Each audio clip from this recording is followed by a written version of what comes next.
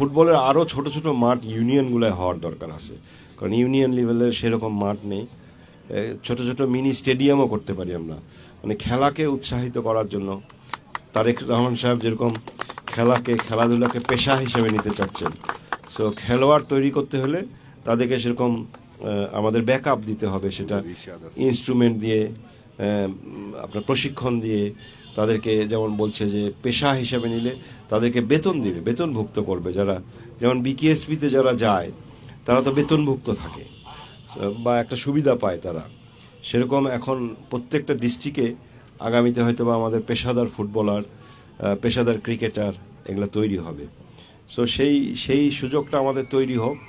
আর নীলফামারীতে আমরা এই খেলাধুলাকে এগিয়ে নিয়ে যাওয়ার জন্য যা প্রয়োজন আমরা করার চেষ্টা করব ইনশাল্লাহ।